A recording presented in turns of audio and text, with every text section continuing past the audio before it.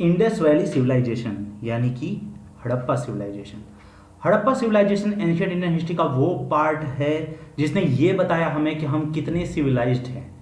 पहले क्या होता था कि वेस्ट के लोगों को ही सिविलाइज्ड कहा जाता था, उन्हें कहा जाता था कि ये सभ्य हैं, लेकिन और इंडिया को इस नज़र से नहीं देखा जाता था।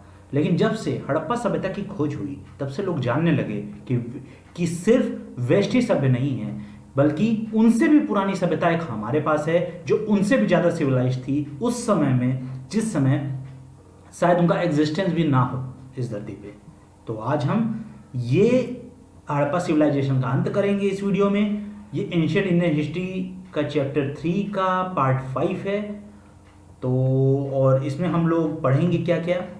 इसमें सबसे पहले हम लोग ये पढ़ेंगे कि इनके स्क्रिप्ट क्या थी, धर्म ये लोग कौन सा अपनाते थे, कौन सा धर्म के रूप में ये लोग क्या मानते थे, कौन से भगवान थे इनके, या ये किस तरह से अपनी वर्शिप करते थे, अपनी पूजा करते थे।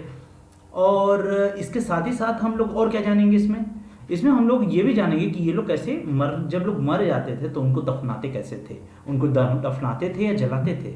और साथ ही लास्ट में हम लोग ये जानेंगे कि वो कारण क्या रहा जिसकी वजह से ये डिक्लाइन हुआ, ये खत्म हुआ, ये सिविलाइजेशन का एक अच्छी खासी सिविलाइजेशन का अंत हो गया। आखिर वो कौन सा कारण था। तो चलिए फ्रेंड्स शुरू करते हैं टिस्का एकेडमी में। अगर आप चैनल सब्सक्राइब आपने नहीं किया होगा तो कर लीजिएगा, क्योंकि यूपीएससी की कंप्लीट कोर्स की सीरीज चल रही है, साथ ही साथ हमारी जो है ईपीएफओ की भी सीरीज चल रही है।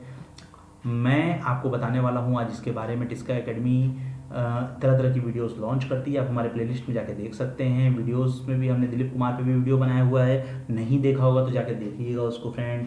और साथ ही साथ जो यूपीएससी की कंप्लीट बुक लिस्ट है उसकी लिंक हम डिस्क्रिप्शन में डाल देंगे और कमेंट सेक्शन में भी डाल देंगे। अगर आप में से कोई परचेस करना चाहता हो तो वो टॉप 10 बुक्स में से चुन के, जो उसके पास, अगर आपके पास कोई बुक है ऑलरेडी तो कोई बात नहीं, लेकिन अगर कोई बुक आपके पास नहीं है तो आप उसे परचेस कर सकते हैं बहुत ही आसानी से। साथ ही साथ हमारी एक शाइन बुक भी है, उसका लिंक हम डिस्क्रिप्शन में डाल देंगे। यह हमारे जो रिच गाय के स्टोर है वहाँ पे आपको ये शाइन बुक मिल जाएगी।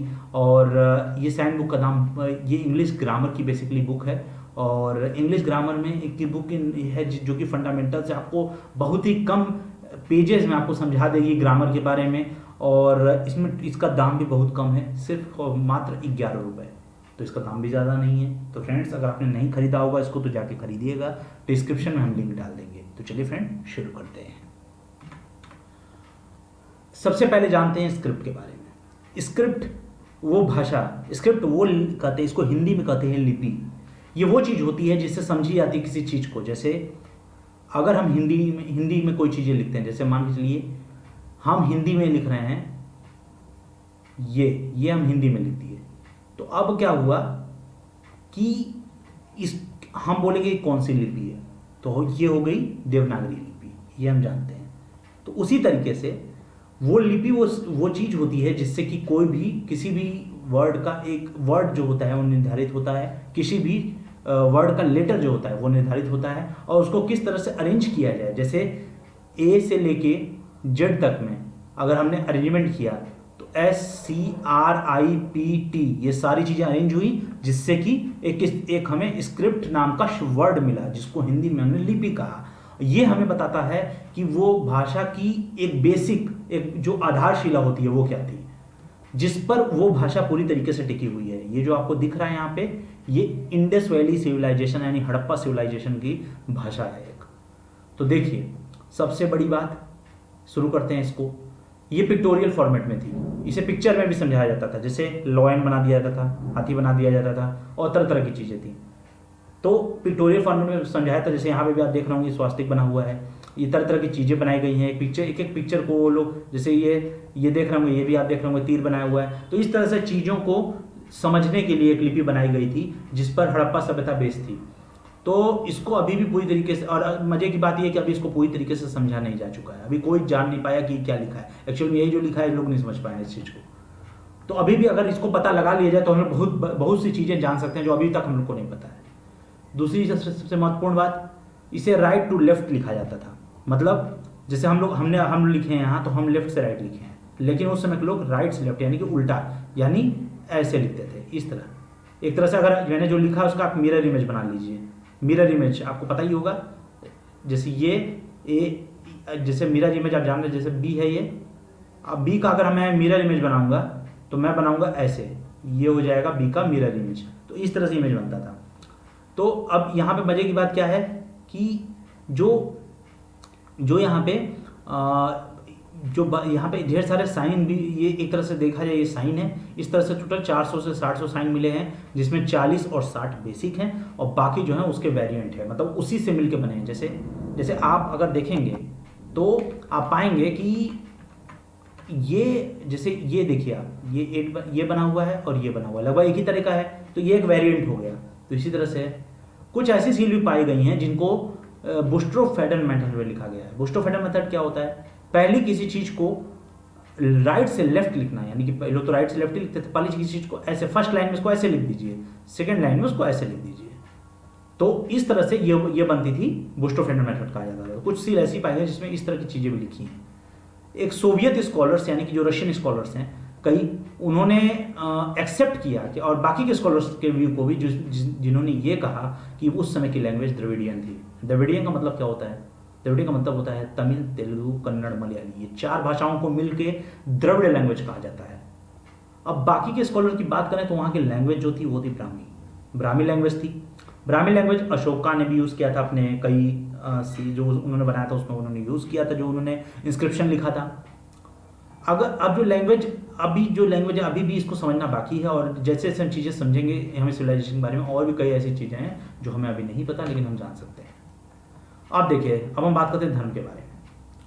ये जो फोटो दिख रही है आपको, ये प्रोटोशिवा यानी कि पशुपति जी की है, शिव भगवान की एक तरह से आप कह सकते हैं। देखिए योगी पोस्चर में, एक योगी पोस्चर में बैठे हुए हैं। तो इनके चारों तरफ देखिए, इनके चारों तरफ हाथी, शेर और राइनो, यानी कि राइनो है और बफेलो है और यानी भैंस है। तो ये दिख रहा होगा आपको यहाँ पे, ये सब गैंडे जो है, राइनो है, गंडा। तो ये लोग चारों चीज़ें बैठे हैं और इनके पैर के पास 2 डियर है। तो ये चारों जानवर का नाम एग्जाम में पूछ लेता है, और इनके पैर के पास कितने डियर बैठे हैं। इस टाइप के क्वेश्चंस आते हैं छोटे छोटे एग्जाम्स में। जैसे एसएससी का एग्जाम देंगे तो उसमें आप इस तरह क्वेश्चन, रेलवे के एग्जाम में आ जाएंगे, और नहीं तो कंप्लीट डिटेल आपसे यूपीएससी में इससे रिलेटेड क्वेश्चन बनते हैं। तो देखिए चीज़ों के, अब देखिए यहाँ पे समझते हैं कि किसी भी चीज़ को, यहाँ के धर्म के का आइडिया लगाने के लिए, आखिर धर्म यहाँ की क्या रही होगी, हमें कुछ चीज़ों से अंदाजा मिला। कैसे? सील से मिला, टेराकोटा फिगर से मिला और कॉपर टैबलेट से मिला। अब देखिए जो चीफ मिल डेटी थी यहाँ के, वो पशुपति थे, मैंने आपको बताया था, प्रोटोशिवा। ये योगी पोस्चर में बैठे रहते थे और इनके 3 फेस और 2 सिंह थे। ये इनके 3 फेस थे, एक इधर एक सामने, फ्रंट, एक राइट, एक लेफ्ट, और इनके 2 ये सिंह दिख रहा होगा आपको, सिंह थे इनके। अब ये 4 जानवरों से घिरे हुए थे, एलिफेंट, टाइगर, राइनो, बफेलो, और हर सारे जानवर जो है अलग अलग डायरेक्शन में फेस किए। जैसे ये हाथी देखिए अलग किया है, ये शेर अलग किया हुआ है, ये अलग है, ये अलग है, सब अलग अलग डायरेक्शन में है। 2 डियर इनके पैर के पास थी, 2 हिरन। चीफ फीमेल डेटी, ये तो हो गए मेल भगवान जिनको ये लोग मानते हैं, जैसे हम लोग देवी देवताओं को मानते हैं। तो मान लीजिए देवता हो गए, तो देवी कौन थी उस समय की? तो देवी थी मदर गॉडेस, यानी कि मदर गॉडेस को, माता को माना जाता था। और ये टेराकोटा सील पे ये बनी हुई पाया गया है इनको। लिंगा वर्शिप, ये लोग लिंग का भी वर्शिप करते थे, जो कि बाद में तक भी चलता रहा। ट्रीज यानी कि पेड़, और एनिमल और यानी जानवरों की भी ये लोग पूजा करने लगे बाद में, धीरे धीरे करके जैसे जैसे वक्त बीतता गया। इनका मानना था कि भूत प्रेत होते हैं, नकारात्मक ऊर्जाएं होती हैं, जो कि आज भी लोग मानते हैं, लेकिन उस समय लोग बहुत ज़्यादा मानते थे, इन पर ये हावी था ये चीज़। और इनका ये मानता एविल फोर्सेस होती हैं, इसीलिए उससे बचने के लिए ये तरह तरह के माला या कोई कंगन या इस तरह की कोई भी ताबीज, इस टाइप की चीज़ें वो लोग अपने प्रोटेक्शन पहनते थे। आप देखिए जानते हैं कि आखिर उस समय के लोग मरने के बाद क्या होता था, मरने के बाद वो लोग क्या करते थे, दफनाते कैसे थे, कि जलाते थे, क्या करते थे? तो देखिए कई सिमेट्रीज का मतलब होता है जैसे जहाँ पे दफनाया जाता है पूरा सीमेंटेड टाइप का बना के, वो अक्सर ब्रिक्स से बनता था ये चीज़। तो ये डिस्कवर की गई, पाई गई है कहाँ पे? हड़प्पा में पाया गया है, मोहनजोदारो में, कालीबंगन में, लोथल में और रोपड़ यानी पंजाब में पड़ता है ये। तो यहाँ पाया गया है। कई जगह पे पूरी बॉडी को भी कंप्लीट बुरियल्स पाया गया है, यानी कि पूरी तरीके से दफन कर दिया गया है। और कई जगह पे दिखा गया है कि पहले वो जलाया गया है बॉडी को, उसके बाद दफना दिया गया है। ये अक्सर मोहनजोदारो में कई जगहों पे दिखा है, जैसे कि आपको दिख रहा होगा ये। तो ये इस तरह से लोग दफना देते थे।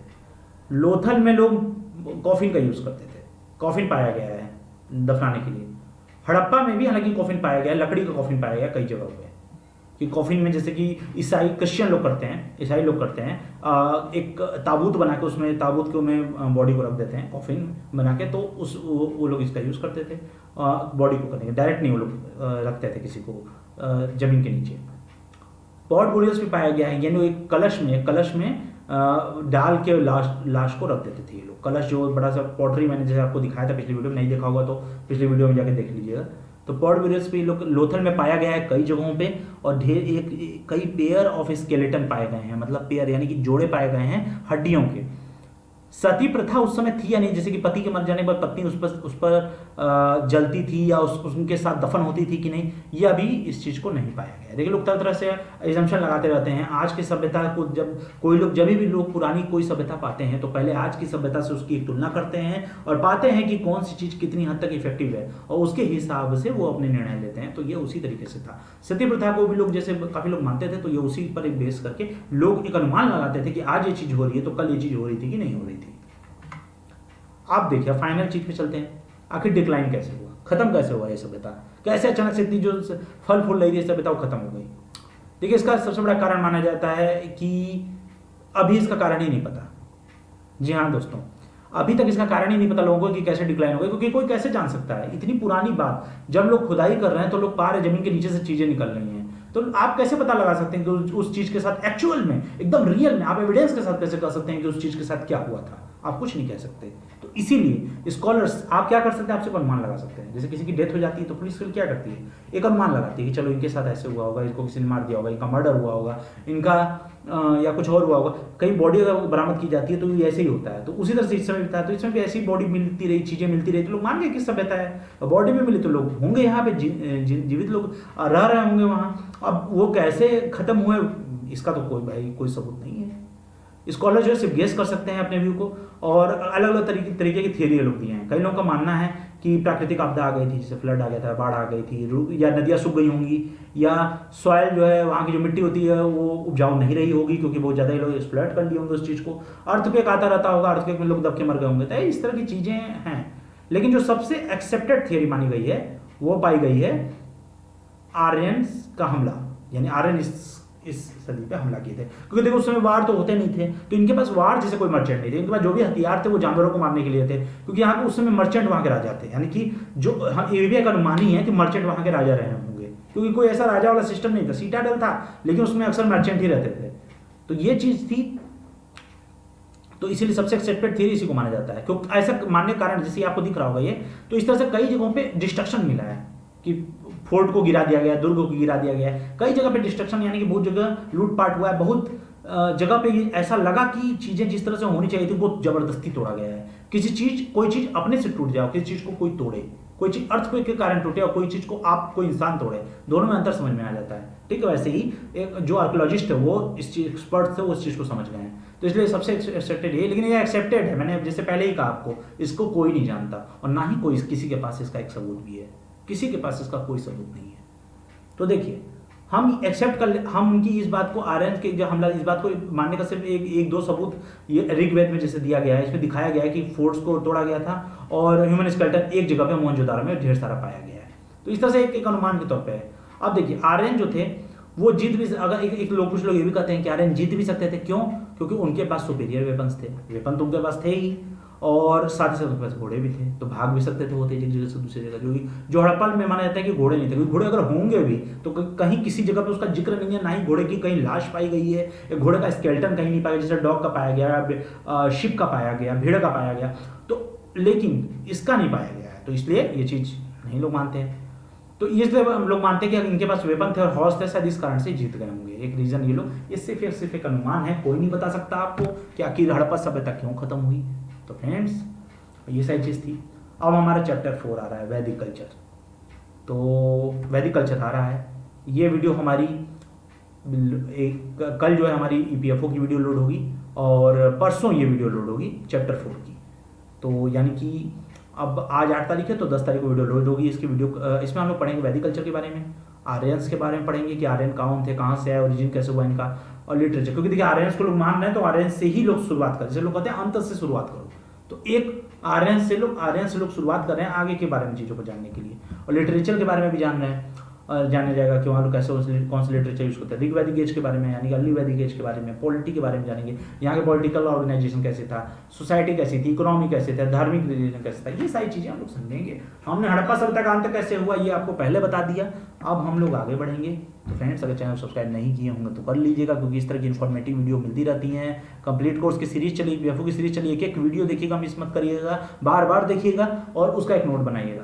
कोई सजेशन हो तो हमें कमेंट सेक्शन में, नहीं तो इस नंबर पे हमें मैसेज करके बताइएगा, हम आपके सारे क्वेश्चन का जवाब देंगे। ऐसा नहीं कि हम आपके किसी क्वेश्चन का जवाब न दें। और हाँ, कोई प्रोडक्ट आपको एडवर्टाइजमेंट कराना हो तो टिस्का एकेडमी पे आप करा सकते हैं। और इसके लिए जो भी आपको इन्फॉर्मेशन या जो भी आपको बात करनी है, व्हाट्सएप पे आइए, व्हाट्सएप पे बात करिए, इस नंबर पे हम आपसे बात करेंगे। साथ ही साथ अगर कोई प्रोडक्ट आपको लेना हो तो आप भी इस नंबर पे जाके बात कर सकते हैं। टिस्का एकेडमी को फेसबुक पे फॉलो कीजिए, रिचगा को फेसबुक पे फॉलो कीजिए और हमारे साथ इस तरह बने रहिए। और अभी तक आपने हमारा वीडियो यहाँ तक देखा, दिल से हमारे चैनल को इतना सम्मान दिया, हमारे चैनल को सब्सक्राइब करके हमारा उत्साह बढ़ाया, इन सब के लिए आपका तहे दिल से शुक्रिया। जय हिंद दोस्तों, हमारे साथ हम पे अपना विश्वास इसी तरह बनाए रहिएगा। धन्यवाद।